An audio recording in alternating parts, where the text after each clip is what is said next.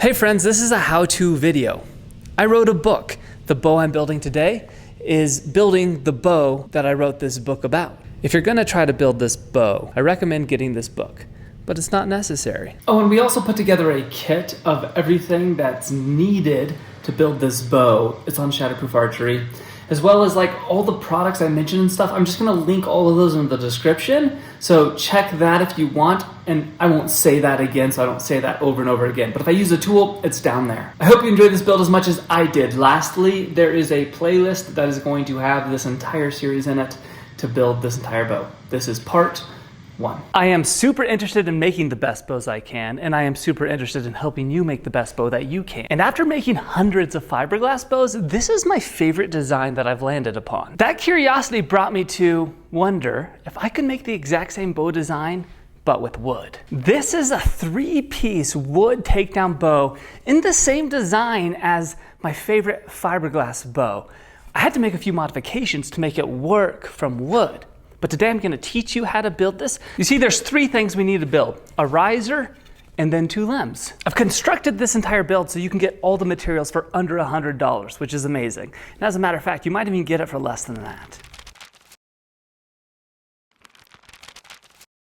So here's all the material you will need, and then next, let's start on the riser. First, you'll need some sort of material for the riser. It needs to be 3.5 inches tall, at least 14 inches long, and 1 3/4 inches thick. In this scenario, I'll take 2 boards and put them together.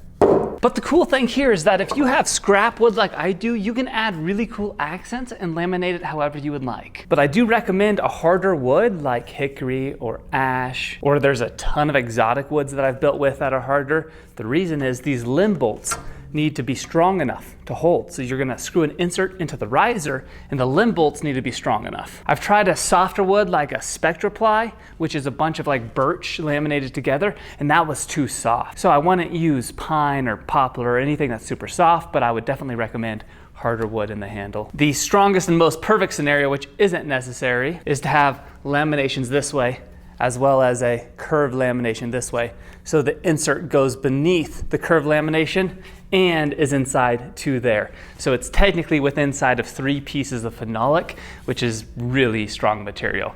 So with this type of riser, I'll test it later, but I think I can go up to near a 100-pound bow. Next, for the limbs, you'll want a piece of bamboo. This is a bamboo slat. Also, I'm gonna use a piece of hickory. In the last video, I made it from Osage. You could do this from many types of wood, but I would recommend hickory for the cheapest, quickest, easiest way. Then I've got 2 extra pieces of scrap wood for the fade outs from the handle into the limbs. I'm gonna use Titebond 3 wood glue today. You could use EA40, but it's not necessary, as well as a pack of limb bolt hardware. You can accomplish this entire project with an assortment of hand tools. I'm not gonna just use hand tools today because speed's important to me so I can put out more videos, but I'll give you the alternative to the tool I'm using and what I would do if I were using hand tools. Don't let your tools limit yourself. You can be creative and figure it out. That's what I did when I first started bow making in an apartment. I started with just this and a pocket knife. I'm doing a 3.5 by 14, and then this is actually 2 inches thick, and I'll thin that down later. These spring clamps are super handy. They're not super expensive, and you can get like a 20-pack really cheap online, and you can use these for the limbs as well as the riser. I live in a super dry environment, so this wood will soak up the glue a ton. Therefore, I like to do what I call as a sizing coat. I'm gonna spread glue across the entire surface and let it sit for about 3 to 5 minutes, and then I'm gonna re-put glue on. And I'll time lapse this so you see how much the glue just soaks into this wood. Some people say this helps. Other people say it's been tested and proven it doesn't. But I think it does help with the premise of not having a dry joint. Now I put a ton of glue on, but if you look here closely, it's completely basically soaked all the way in a couple spots. So let's add a little bit more and then clamp it together. The key is no dry joint. Slap those together. And then let's clamp it down. It'll slide a little bit on the first couple, no biggie. As long as your boards are flat, it doesn't take much. So let's let that glue cure. In the meantime, we can work on the limbs. That's a cool part about the 3-piece takedown bow is there's pretty much always something to work on. Now this is a bamboo slat. It's crowned on the top, and these are the nodes. I'm not really gonna pay attention to the nodes, not a super big deal today. But on this other side, we need to make it completely flat so we can marry together two pieces of wood. One's gonna be the hickory, one is the bamboo. It's technically a grass, forgive me. But we need them flat so that we can put them together. This is gonna add strength, a lot of strength. This is the magic sauce that allows the limb bolts to go in, because this doesn't have grain like wood. It's more like a sponge. That allows the forces of the limb bolts to hold. If you just try this with plain hickory, I can almost guarantee that's gonna split out on you. This is the magic sauce. You can change the hickory to many other types of wood that are good under compression, but I would absolutely recommend to use bamboo or fiberglass. I'm gonna take this slat and hold it evenly on the belt sander and go back and forth until I get it completely flat. If I didn't have that massive belt sander, I'd use a smaller one like this, or even one like this. I've recommended this Wen one a lot for beginners because it allows you to throw a belt on as well as spindles, and it's really cheap. And for those who just have hand tools or just want to use hand tools, this is how I would do it. Take a cabinet scraper. It's like a $5 piece of metal. Sharpen it up. If you have a vise, it's really handy.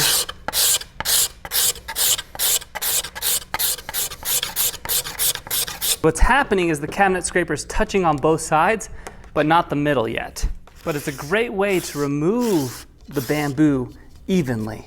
It's gonna take more work, but in about 30, 45 minutes, you can have this whole thing done. I'll get it down to flat so you can see what it's like.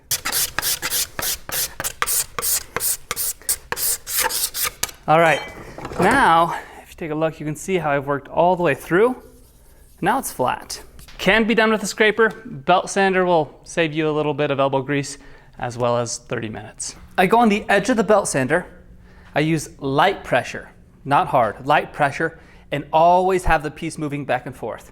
If you use hard pressure or don't move the piece, it'll create a divot into your bamboo, and then it will not have a clean glue up later. Always be moving, always nice, gentle, light pressure.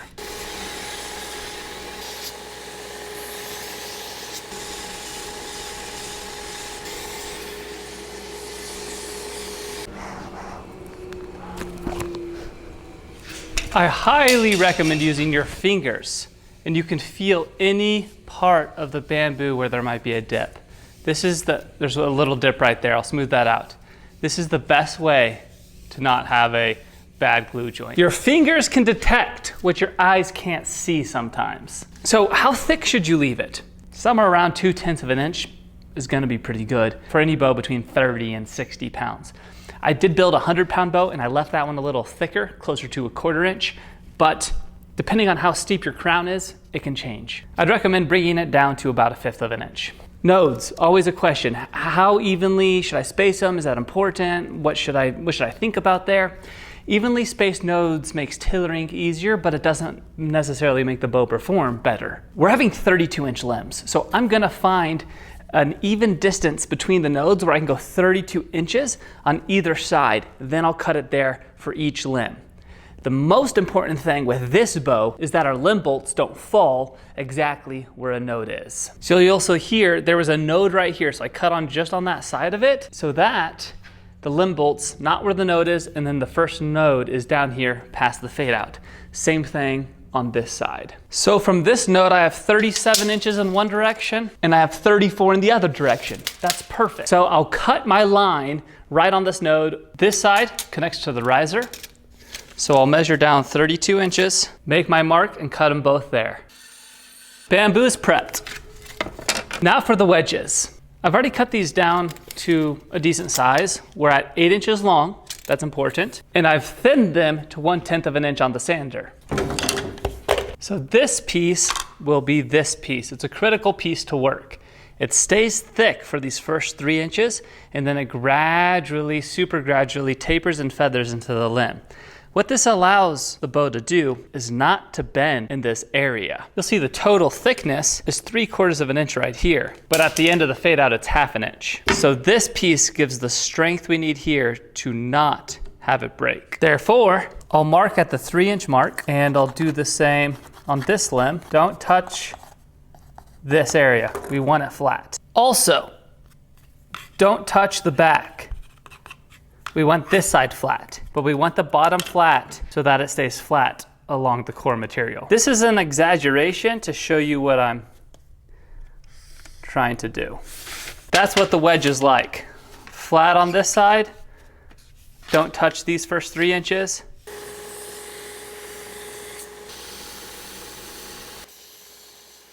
This is a properly feathered piece, and you can see how gentle this bends. It's paper thin and then comes back to our 1/10 of an inch. I forgot to mention that this type of material doesn't matter. I've tested fiberglass, I've tested bamboo, I've tested softwoods, I've tested hardwoods, I've tested all sorts of things. And I would choose the insert that gives you the look you want. So I thought it'd be cool to add a dark accent in these limbs.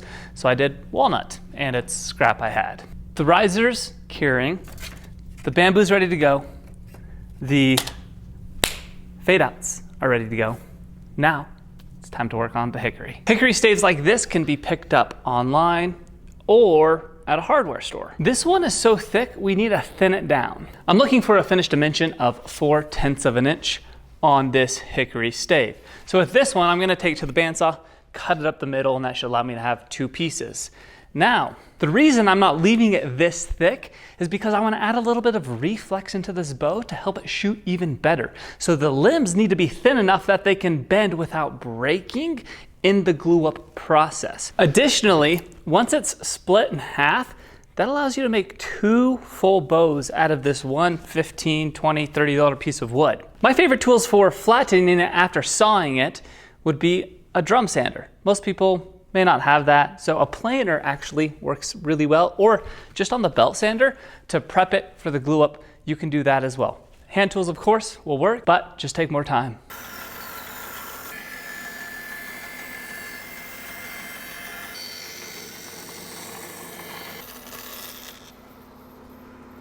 Good news. Now we just need to cut this down to 32 inches to match the length of our bamboo. Something I've always done for bow making is to use a hacksaw because the teeth are so fine.